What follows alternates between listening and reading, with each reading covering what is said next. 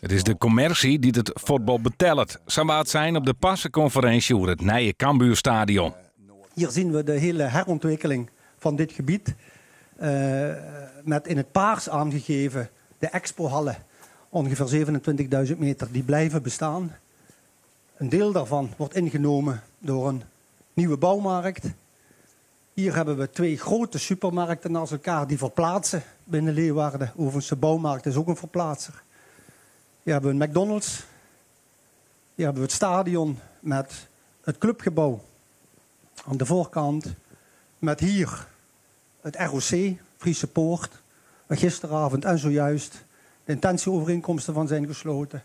Aan deze kant komen nog wat retailers te zitten. En aan deze kant ook retail en een stuk zorgfuncties. Het doel van Cambuur is om een verste club in de eredivisie te worden. Diverse onderzoeken wijzen uit dat Cambuur de 14e positie in het betaalde voetbal kan gaan innemen.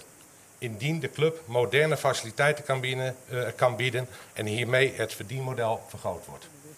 De ontwikkeling van het totale gebied kost het 22 miljoen euro, waarvan 28 miljoen voor het stadion.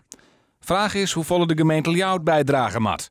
Wij dragen daar een leasedeel bij voor de aanpassing van de infrastructuur in de omjouwing.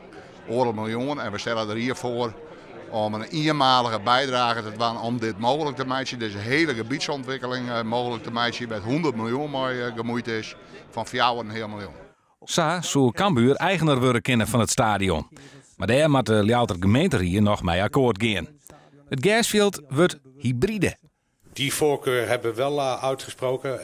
Dat wordt waarschijnlijk een hybride. Maar dat is eigenlijk voornamelijk kunstgras met een zoveel procent natuurgas met zoveel procent kunstgras erin. Dat betekent wel dat we op zoek moeten naar een locatie waar we ook kunnen trainen. Want de intensiteit om te trainen zal dan niet meer zo vaak kunnen als nu op het kunstgras is. De verwachting is dat het nieuwe stadion in 2020 klaar is voor gebruik.